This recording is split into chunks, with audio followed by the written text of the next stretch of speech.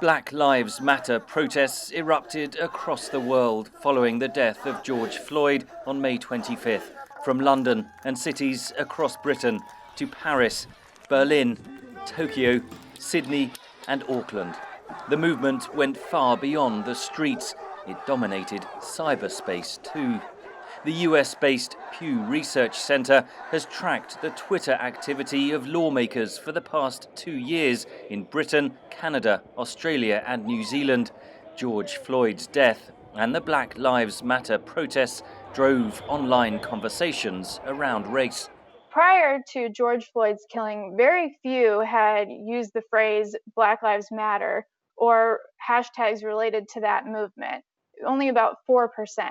And now we see that after George Floyd's killing, those who are weighing in on these topics shoots up to about half.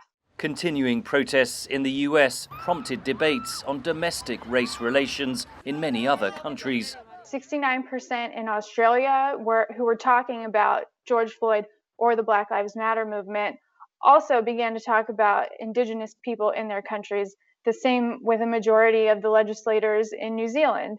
Almost 2/3 of all British lawmakers using Twitter posted messages about George Floyd or Black Lives Matter. Most tweeted support and solidarity for the protesters. Many used the Black Lives Matter hashtag to highlight perceived racial inequality in Britain. The protest in solidarity, for instance, in the United Kingdom, personally, I don't think that's just about the US. It's also recognizing that this systemic racism exists here in the UK. Around 1/3 of the surveyed legislators in Britain posted tweets critical of President Trump's handling of the protests. 20% of British lawmakers posted messages critical of the demonstrations, with right-leaning MPs far more likely to oppose them. Some lawmakers were critical of the protesters gathering despite the coronavirus pandemic.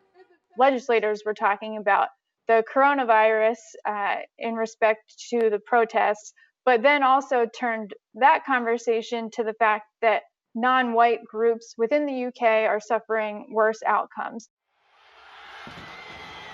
In the weeks since the death of George Floyd, statues of slave traders have been torn down, colonial histories are being rewritten, and demands for racial equality have become louder, amplified by social media. Henry Ridgewell for VOA News, London.